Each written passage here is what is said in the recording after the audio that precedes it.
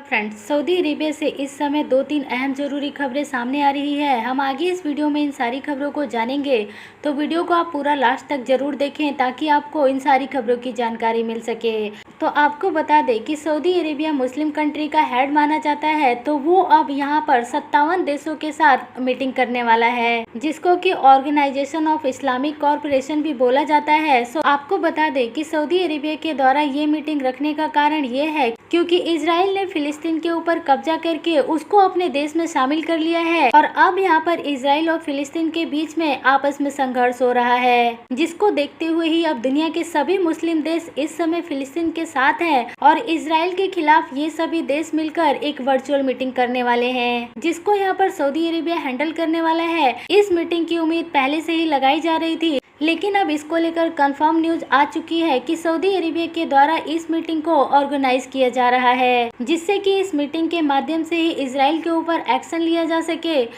इसके अलावा दोस्तों, सऊदी अरेबिया से अगली खबर यहाँ पर सऊदी के जीएससी की तरफ से आ रही है। तो आपको बता दें कि सऊदी के जीएससी ने अब यहाँ पर 4 वैक्सीन का अप्रूवल दे दिया है, जिस वैक्सीन को लगवाकर यदि आप सऊदी अरेबिया में ट्रैवल करेंगे तो फिर आपको यहाँ पर क्वारंटीन में नहीं रहना पड़ेगा, जिसमें कि पहली वैक्सीन यहाँ पर फाइजर वैक्सीन है, दूसरा यहाँ पर ऑक्सफोर्ड एस्ट्राजेनेका वैक्सीन है, तीसरा यहाँ पर मॉडर्ना वैक्सीन है और चौथा यहाँ पर जॉनसन एंड जॉनसन वैक्सीन है। लेकिन दोस्तों, जैसा कि हमने आपको पहले की वीडियो में भी इस बात की जानकारी दे दी थी कि सऊदी अरेबिया ने चाइना की वैक्सीन का अप्रूवल नहीं दिया हुआ है, तो यदि जो भी पाकिस्तानी लोग चाइना की वैक्सीन लगवाकर यदि सऊदी अरेबिया में ट्रैवल करके आना चाहते हैं, उन सभी लोगों को पहले तो 14 दिन किसी दूसरी कंट्री में स्टे करना पड़ेगा और उसके बाद यदि वो सऊदी अरेबिया में आएंगे तो सऊदी अरेबिया में आने के बाद भी उन सभी लोगों को 7 दिन इंस्टीट्यूशनल क्वारंटीन में रहना पड़ेगा। उसके बाद ही वो लोग अपने घर पर लौट सकेंगे। और वहीं यदि आप भारत के नागरिक हैं और भारत के द्वारा बनाई गई वैक्सीन कोविशील्ड वैक्सीन यदि आप अपने ऊपर लगवाते हैं